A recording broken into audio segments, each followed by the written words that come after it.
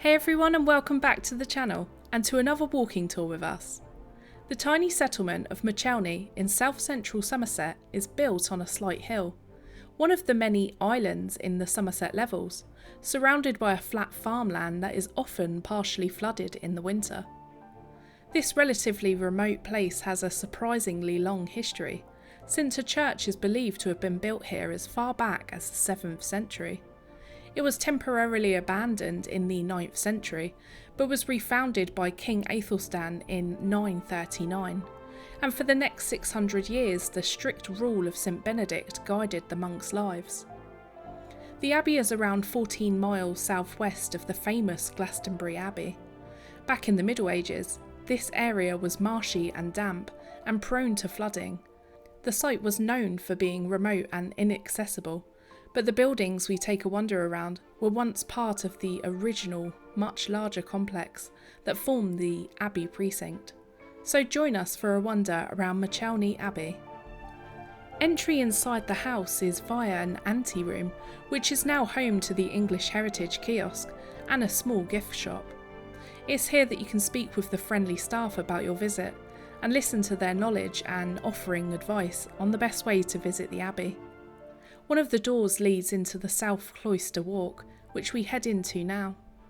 The Cloister Walk was rebuilt in the late 15th century, and its only surviving part is the wall walk that we are able to see today. The beautiful tracery design is set into the alcove. It was built in the late 15th century and would have been used to store towels. The monks would have had to use the hand washing basin on the opposite side of the doorway, and then to use the towels in this alcove to dry their hands. It's quite an interesting feat, and rare to see, still surviving to its original features. As we wander the room, we're able to see a variety of sculptures and fragments of the incredible craftsmanship. One of the sculptures that caught my eye was of a monk carrying bread and ale. Even though this is a sculpture, it represented an agreement that was made with the vicar of Muchelney in 1308 and the monk. The vicar was to receive the weight of 60 shillings worth of bread and 2 gallons of the finest ale.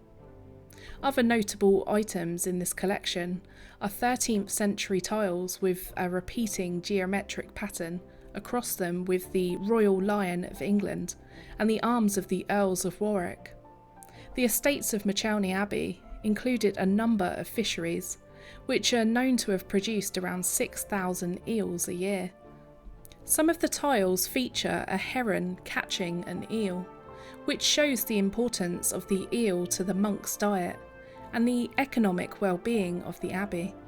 The windows of the south arcade are now partially blocked, but some fragments of the elaborate stone window tracery that was once filled with stained glass can still be seen.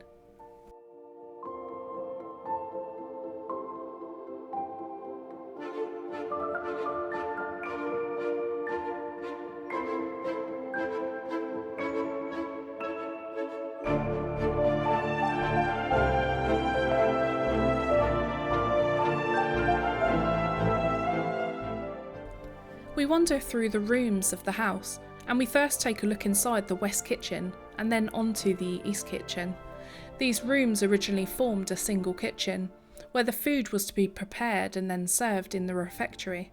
But at the start of the 15th century, the kitchen was soon divided into two by the insertion of a massive wall that ran from north to south, with 2 large fireplaces back to back.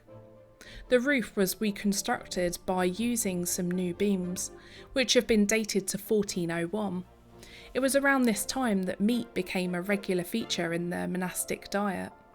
The rule that meant that meat was to be prepared in a separate kitchen meant the need for 2 kitchens, hence it being east and west. The fireplaces sure are grand and very impressive to have a look under.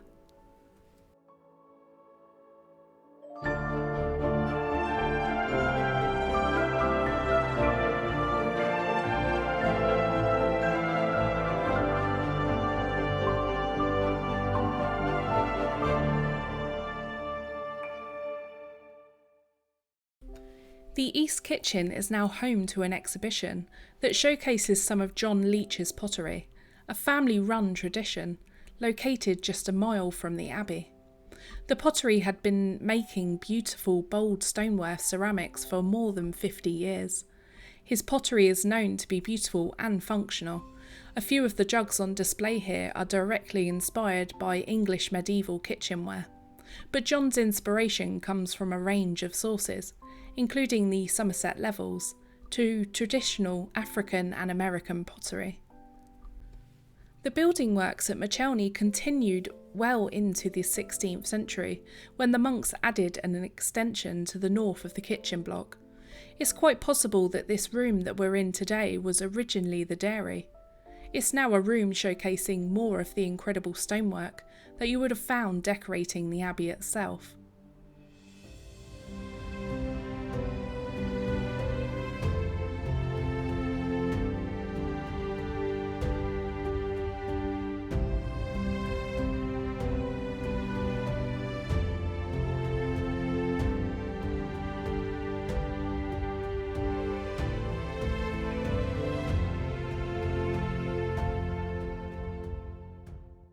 Just up these stairs is a wonderful stonework display, housing some of the work of the skilled medieval masons that built this abbey. These gargoyles, sculptures and capitals are truly something incredible to be able to see up close and admire the work that decorated the abbey between the late Anglo-Saxon period and the Suppression.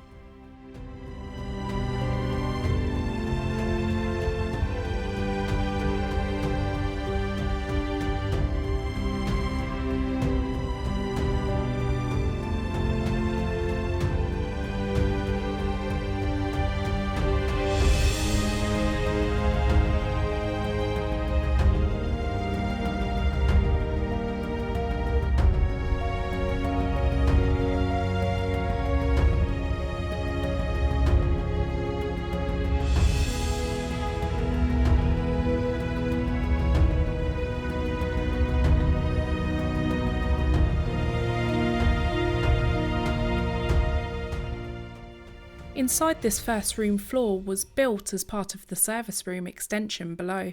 It has a number of great features that survive from the early 16th century. It was more than likely used by a high-ranking monastic official, such as the cellarer, who was responsible for the abbey's provisions. Some of the features in this room are its early original door as we came in, the panelled timber ceiling, and the fireplace, and the recess next to the fireplace for storage of spices and salts.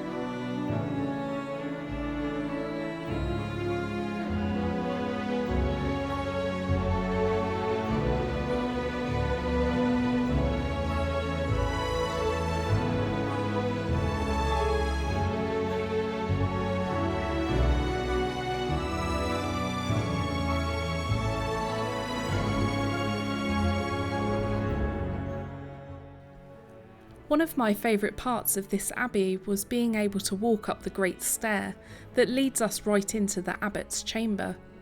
The stone stairway was inserted in around the 1500s into a space between the kitchen and the refectory that had once been a servery. The stairway terminates in a landing, and the doorways to the north and west are now blocked by now modern masonry. The short flight of stairs takes us into an impressive doorway and into a large and quite imposing room. This room would have been for the abbot and his great chamber, a room where he was able to receive important visitors. The scale and the ornament of this particular room do really highlight and reflect the abbot's social status here at Muchelney. It is home to one of the finest medieval fireplaces to survive anywhere in the UK. This beautiful masterpiece was built in the 1500s with some later modifications. It really is intricately carved and decorated with depictions of foliage and fruit. The next set of rooms provide access to 3 different rooms above the south cloister walk. The first room to the west has been altered since the Middle Ages, but it still does retain some medieval features. It has a doorway that is now blocked and a fine fireplace, but both the ceiling and the windows date from the 18th century. But I suppose for me the most interesting part of visiting these 3 rooms was inside the painted chamber that it is known as, the middle room of the 3. The paintings on the wall date to around the 1500s. Between the windows, this was painted on the walls rather than using costly textile hangings, which in that period of time were very expensive, as they were a very popular feature to have in the room. The painted design consists of vertical bands of foliage, heraldic motifs and pomegranates. This again is quite amazing to be able to step back and see without barriers and just take the time to enjoy just what it would have looked like all of those years ago.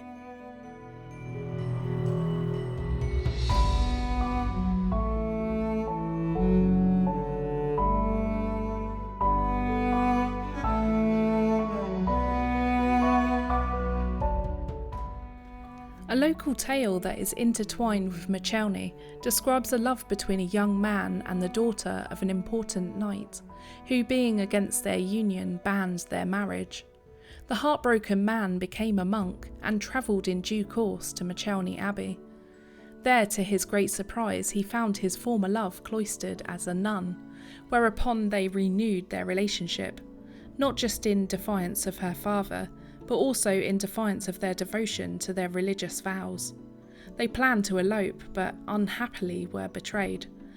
The young man was sent in disgrace to a distant abbey, whilst the nun was walled up in a secret passage somewhere within the Muchelney Abbey buildings.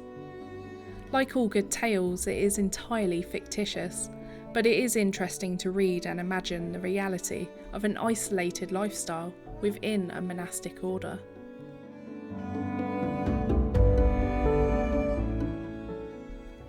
The views of the refectory and the buildings are just absolutely stunning, especially on a nice day for a visit. We take a short walk from the entrance into the house towards the latrine block. The latrine block is 2 stories high and is a rare survival of one of the best preserved anywhere in Europe. It's quite unusual to be able to get the experience to see inside one of these.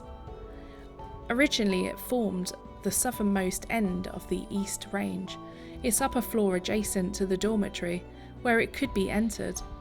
Inside was a bench of latrines that were positioned to the west wall of the block's upper floor. The fittings for the bench and the partitions between each seat can actually still be seen. Directly below was the drain, which was also able to be accessed via the 5 arched openings on the outer west wall.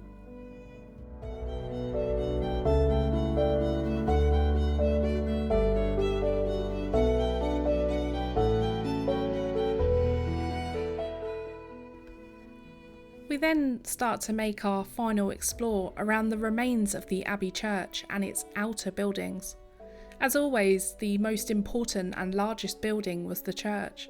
It was here that the monks gathered each day to celebrate Mass and to sing. From above you can easily make out the church and how it would have been formed, but as we walk around we spot a sunken area within the east end of the Abbey Church. This is the site of the first church that was built after the refounding of the monastery in 939 by King Aethelstan. The remains of this stone-built minster were built well below the later floor level. A high-quality stone sculpture dated from around the 10th century was found here, at the site, and it showed that the abbey was being embellished in the late Anglo-Saxon period. Other than the presence of this church, nothing else is known about the rest of the monastery. A visit here is quite tranquil, and you'll find yourself just walking and noticing so many different things that will keep you entertained throughout. It is one of English Heritage's smaller sites, but it is in no way not worth your time. It is very interesting and extremely picturesque. They have parking on site, and a visit to Glastonbury Abbey isn't far from here, or the vibrant town of Glastonbury too. Both of these abbeys are standing evidence of Henry VIII's dissolution of the monasteries. So if you've enjoyed the video, please be sure to hit that like button, click the subscribe button, and consider joining us on our Patreon or channel memberships for unseen photos, shoutouts and more. We want to say a big thank you to our channel members and to our Patreons for their ongoing support. So we'll see you in the next one. Till next time.